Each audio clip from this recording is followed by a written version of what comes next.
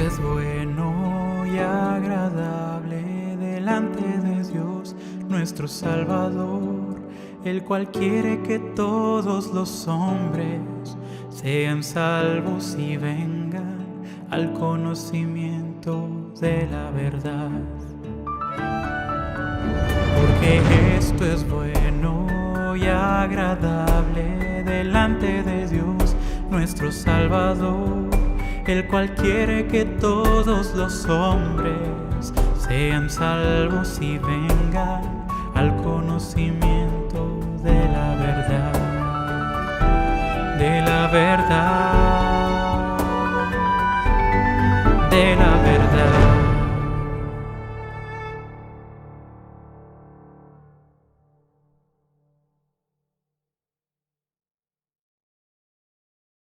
Buenas tardes, hermanos. Las canciones con las que hoy vamos a adorar al Señor se titulan Como en su sangre y Queremos ser un pueblo. Y podemos cantarle y adorarle agradecidos porque en su sangre sabemos que tenemos redención, perdón de pecados, gracias a la misericordia, a la fidelidad, y especialmente sabemos que es por gracia, que no lo merecemos. Y sabemos también por la fe que pertenecemos a su pueblo, Dios lo ha querido así, y queremos servirle, ser fuertes, nuestros corazones que se rindan a Él y honrarle en nuestra vida con todo lo que hagamos. Pues bendiciones, hermanos.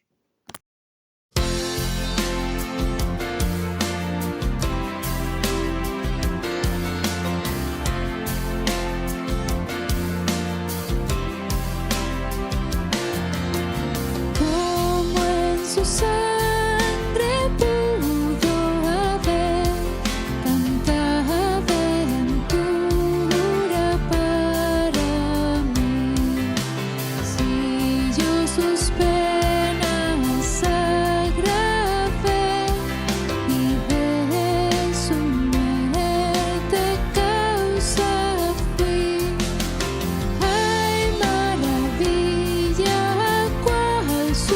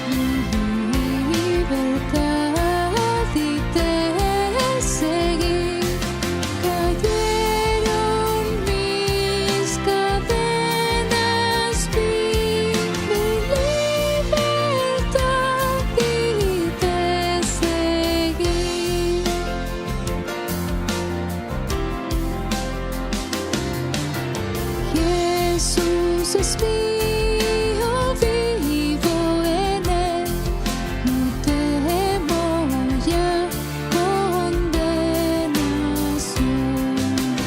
Él es mi todo, paz, salud, justicia, luz y redención.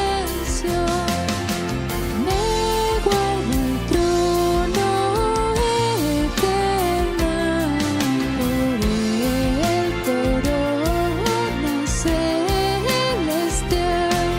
Me guarda el trono eterno, por Él corona celestial.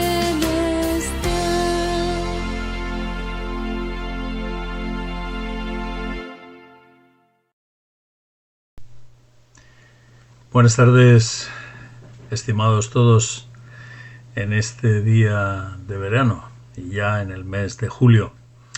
Así que saludos de nuevo al disponernos a abrir las Escrituras esta tarde y examinando en estos días el capítulo 11 de la carta a los Romanos, escrita por el apóstol Pablo a aquella iglesia multicultural y ubicada en el centro urbano más influyente del siglo I, y en los años cuando el cristianismo comenzaba a desbordarse fuera de Palestina y a expandirse a lo largo de Asia Menor y también de Europa.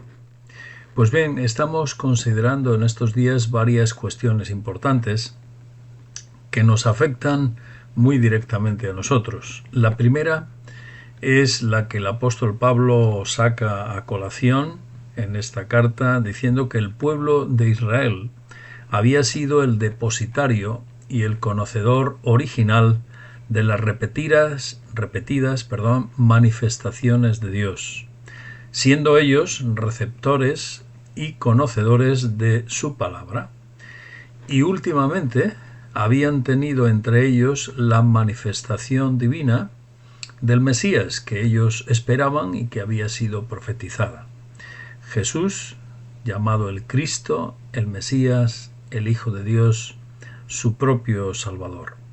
Pero no solo le rechazaron con incredulidad, rechazando su poderoso ministerio en palabras, en señales, buenas y prodigiosas todas ellas, sino que promovieron con mucho aborrecimiento la misma muerte de Jesús en el Calvario. Y entonces, según estaba profetizado también, Dios abrió la puerta a que el mensaje de arrepentimiento y de fe en Cristo Jesús se extendiera a todas las naciones, una vez que el Salvador resucitó y ascendió al cielo a la presencia de Dios Padre. Y entonces el Espíritu fue enviado capacitando a los creyentes, a la Iglesia, para hacer esta labor de evangelización, la labor misionera, entre todos los hombres de todos los pueblos. Esta es una primera cuestión que el apóstol Pablo plantea en esta carta que escribe a los cristianos en Roma. La segunda cuestión importante que estamos tratando es que los israelitas, al observar que este evangelio de Cristo era aceptado y creído por extranjeros de otras nacionalidades, de otras razas, entonces ellos ardían de celos al ver que surgían discípulos que amaban el evangelio, ese evangelio que ellos mismos estaban rechazando. Y no lo querían ni para sí ni para los demás. Era una cuestión contradictoria, ¿no? Los celos que vemos en el libro de los Hechos y que el apóstol Pablo comenta en esta carta también. Y por eso poco a poco aparecieron los llamados judaizantes, que eran aquellos judíos que infravaloraban a Cristo, le menospreciaban, no le reconocían como el Hijo de Dios y el Salvador, e intentaban ponerle a la altura de la ley o quizá por debajo de ella, ¿no? Estos judaizantes aceptaban la caduca ley de Moisés, que ya había pasado, y a la vez intentaban abortar el crecimiento de las iglesias multiétnicas de distintas nacionalidades a lo largo del siglo I. Estos judaizantes trajeron muchos dolores de cabeza a los apóstoles, principalmente al apóstol Pablo, que trabajaba entre extranjeros, entre personas ajenas a Israel. Por todo ello, el apóstol, escribiendo esta epístola a la iglesia en Roma, y a finales de los años 50, justo antes que Judea y Jerusalén fueran arrasadas por el ejército romano y los judíos en multitud, además, fuesen llevados cautivos y esclavos a multitud de países, tal y como estaba profetizado y como Cristo advirtió de ello también, pues justo antes de eso, unos poquitos años antes, Pablo escribe proféticamente y también para consolación de los israelitas que sí creyeron confiadamente en Cristo en aquellos días de los apóstoles, y para los que creerían en adelante hasta el día de hoy.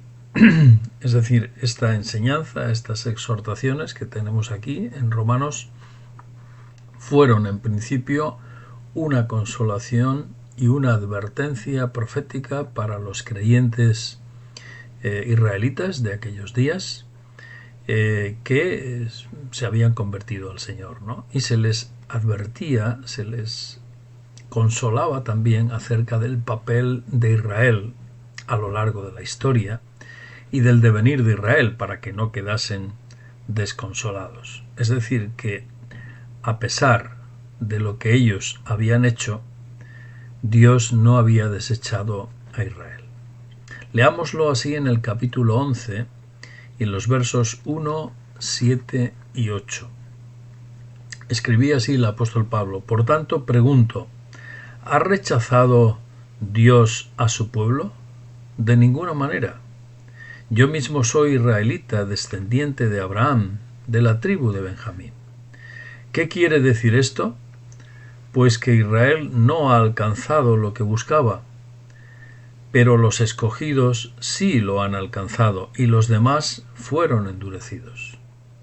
Como está escrito, Dios les dio espíritu insensible, ojos que no ven y oídos que no oyen hasta el día de hoy. Es decir, Dios ha contado siempre en la historia de Israel con los que han creído en él, dice el apóstol Pablo, como escogidos suyos. Y en cambio los que le rechazan han sido, lo son y lo serán, endurecidos espiritualmente, porque así ellos mismos lo han decidido, lo han querido voluntariamente. Así que la incredulidad, está diciendo aquí el apóstol Pablo, nunca es una responsabilidad de Dios, nunca, jamás, sino de cada persona en particular. Y ahora en los versos 11 a 15 de este capítulo 11, el apóstol sigue consolando y explicando cómo Dios está usando el Evangelio de Cristo. Leamos desde el verso 11 en adelante.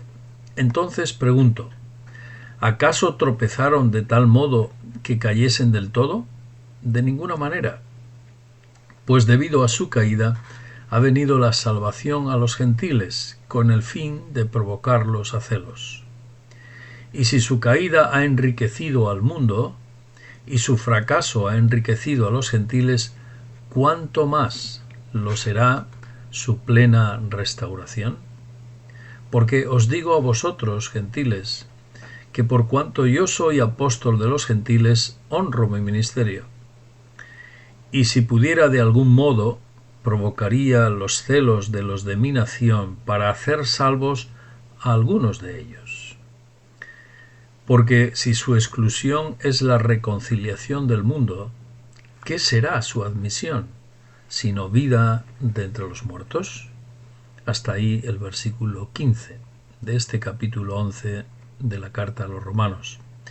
O sea, Pablo sigue explicando que Israel ha tropezado y ha caído debido a su incredulidad ante su Salvador, pero no ha caído para siempre, y por eso no es una caída definitiva, no es una caída permanente, se levantará. Y además, Dios ha usado su caída, en la que está incluido el cómo llevaron ellos a Cristo hacia la cruz, para, en medio de esa tragedia, llamar a los demás pueblos al arrepentimiento.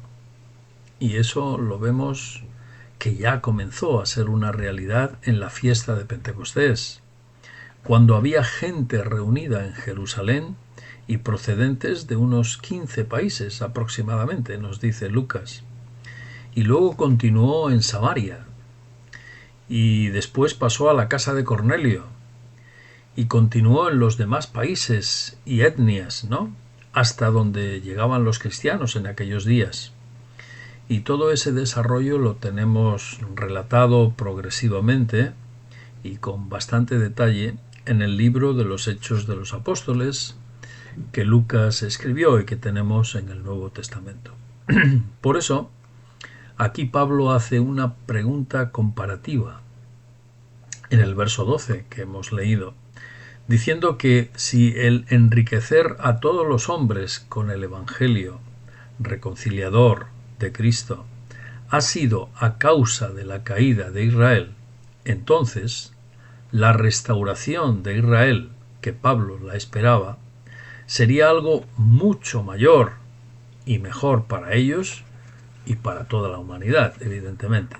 Y mientras tanto llegue esa esperada restauración de Israel, Pablo deseaba que esos celos que los judíos no creyentes manifestaban contra el Evangelio y al ver cómo otros extranjeros creían en Cristo, pues que esos celos, esperaba Pablo, les sirvieran a ellos para que algunos, en aquellos días y ahora, pues crean y sean salvos. Así lo leemos en el verso 14, como ha escrito Pablo, ¿no?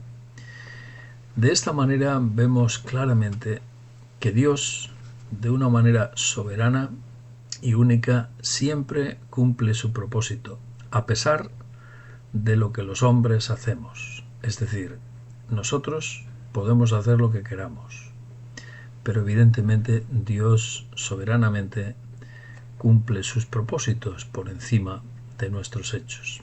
Por tanto, podemos decir, gracias, Señor, porque finalmente son tus propósitos los que se llevan a cabo a lo largo de nuestra historia, de tal manera que definitivamente la alabanza y la gloria serán para ti.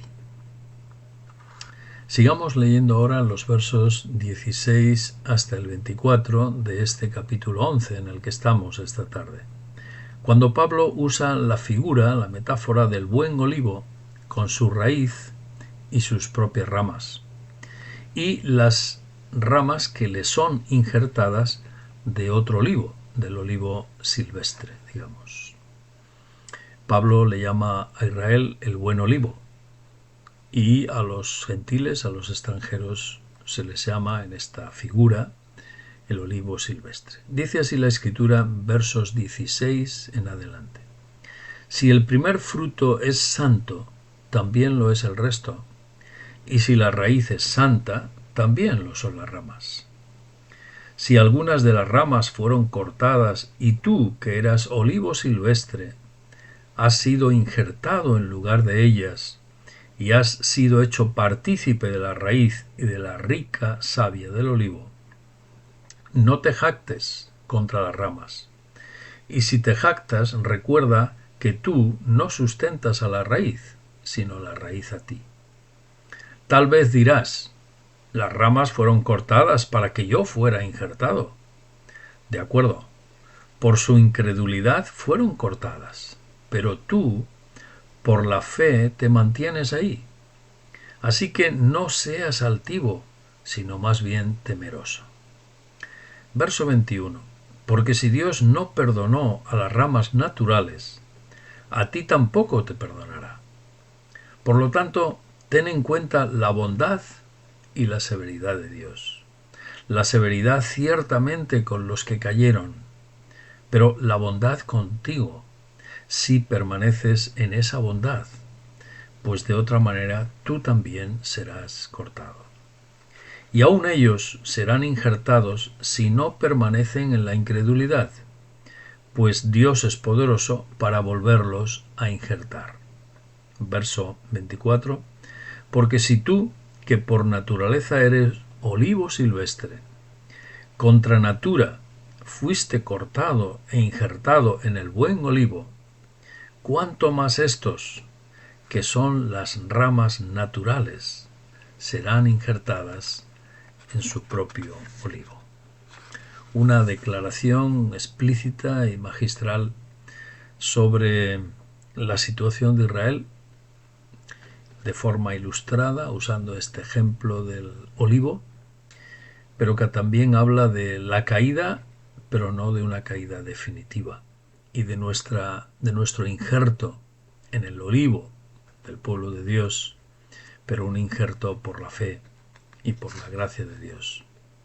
Así que en verso 16, Pablo, usando esta metáfora ilustrativa, confirma que tanto la raíz como las ramas y el fruto de este buen olivo representan a Israel, que históricamente, desde los días de Abraham, ha existido y ha vivido apartado por Dios para manifestar su santidad. Por eso dice que la raíz, el fruto y demás son santos, ¿no? Porque han sido apartados por Dios para cumplir su propósito. Exceptuando a unas ramas que han tenido que ser desgajadas de ese olivo, en alusión a esos israelitas que se resisten y se endurecen, pero que pueden ser reinjertados si se arrepienten y miran a su propio Salvador y Señor. Es decir, hay esperanza para los que reaccionan al Evangelio, y hay esperanza desde los días del apóstol cuando escribió esto hasta que vuelva el Señor. Es decir, esa esperanza sigue abierta para ellos. Por tanto, Pablo se dirige a los hermanos no judíos en Roma. E igualmente esta amonestación nos alcanza a nosotros, que tampoco somos israelitas, pero que conformamos la mayoría de la Iglesia del Señor en nuestros días, y somos claramente amonestados a no enorgullecernos contra el Israel endurecido, sino a aprender la lección para no caer en la misma incredulidad que cayeron los israelitas. Por eso en versos 20 y 21 el apóstol dice, refiriéndose a los gentiles, a los extranjeros, a los que no son judíos, pero que han creído en Cristo. En verso 20 dice, así que no seas altivo, sino más bien temeroso. Porque si Dios no perdonó a las ramas naturales, a ti tampoco te perdonará. Por tanto, nos toca recordar que estamos en las manos del mismo Dios que ha tratado a Israel, y que tenemos ante nosotros tanto su bondad como su severidad. Tanto su bondad como su severidad. Por lo tanto, en verso 22, sigue diciendo el apóstol, ten en cuenta la bondad y la severidad de Dios. La severidad ciertamente con los que cayeron, pero la bondad contigo si permaneces en esa bondad, pues de otra manera tú también serás cortado. Es una advertencia, fue un llamamiento a aquellos que habían creído en el Señor, que quizá menospreciaban a los israelitas, pensando que habían sido desechados definitivamente, y entonces se les subía el pavo y el orgullo, ¿no? Y entonces Pablo tiene que dar un toque de equilibrio aquí, ¿verdad? Y que evidentemente alcanza hasta nosotros porque nos afecta en este sentido, ¿no? No somos judíos, somos de muchos pueblos y naciones a lo largo del tiempo. De hecho, la Iglesia hoy en día está formada en su grandísima mayoría por pueblos multicolor de todo el mundo, y evidentemente hemos de tener esta exhortación en cuenta. Así que, amonestados de esta manera, podemos recordar que sí, podemos permanecer en Él o endurecernos contra Él. Tenemos esas dos opciones. Y esa decisión, la decisión que tomemos, pues sacará a la luz nuestra verdadera identidad, si somos del Señor o no lo somos, ya que la verdadera fe no consiste solamente, como sabemos, en confesar con la boca, sino evidentemente creer verdaderamente en el corazón para luego vivir consecuentemente en dependencia del Señor. Así lo dijo el Señor a los discípulos antes de marchar. En el Evangelio de Juan, capítulo 15, el Señor dijo a ellos: si obedecéis mis mandamientos, permaneceréis en mi amor, del mismo modo que yo he obedecido los mandamientos de mi Padre y permanezco en su amor. Así se lo confesó el Señor Jesús a los suyos, poniéndose él mismo en primer lugar como modelo de obediencia a Dios Padre, y diciéndonos que de la misma forma que él obedeció al Padre, pues a causa de eso, pues pudo permanecer en dependencia de él, permanecer bajo su amor, ¿no? Y nos está diciendo a nosotros que de la misma manera, que miremos la conducta de Cristo para hacer lo mismo, obedecerle, ser fieles a su palabra, para poder permanecer bajo su amor, bajo su cuidado, bajo sus múltiples bendiciones. Así que la vida de Cristo, queridos, nos es de referencia a nosotros como discípulos, ¿verdad? Por eso entendemos que nuestra perseverancia depende de nuestro amor a Él, a Cristo. Y es así, es la manera en la que se manifiesta la veracidad de nuestra confianza en Él. Es decir, la realidad de nuestra fe se manifiesta a través de nuestra cercanía y obediencia al Señor. No hay otra manera. Seguiremos, queridos, entonces en estos próximos jueves examinando este capítulo 11 y la mucha riqueza que contiene para los que amamos la extensión del Evangelio en los muchos pueblos y naciones de nuestro mundo, y hasta que el Señor Jesús vuelva. Mientras tanto tenemos este mandato de proclamarle, de extender su palabra, de comunicar por cualquier medio, en cualquier ocasión, en cualquier lugar y a cualquier persona, no importa quién sea, que Cristo vino para nuestra reconciliación con Dios, su perdón y su entrega en la cruz por nosotros limpia nuestros pecados y nos reconcilia definitivamente con Dios. Y esa fe, esa confianza que podemos poner en Cristo, luego se manifiesta en una vida de cercanía, de obediencia a su palabra, y de esa manera podemos caminar y podemos vivir bajo el amor de Dios. Esa es la manera en la que el Evangelio nos manifiesta la perseverancia de los creyentes, de los hijos de Dios, no a causa de nuestras fuerzas, capacidades, sabiduría, etcétera, etcétera, sino a través de la fortaleza que el Espíritu Santo nos da en el día a día cuando amamos y obedecemos al Señor. Seguiremos el próximo jueves, Dios mediante. Mientras tanto, saludos y hasta la próxima semana. Que el Señor nos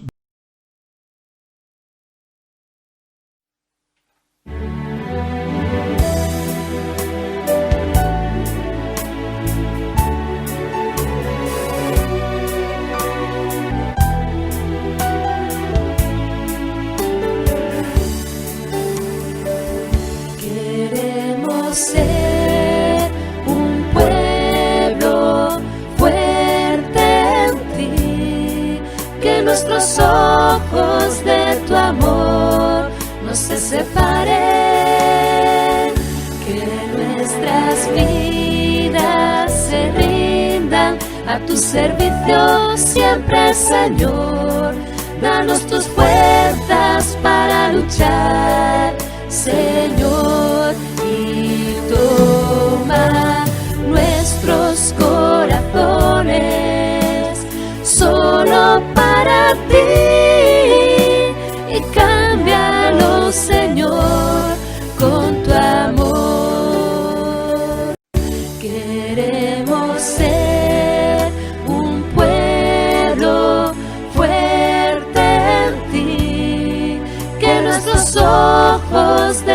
amor no se separen, que nuestras vidas se rindan a tu servicio siempre, Señor. Danos tus fuerzas para luchar, Señor.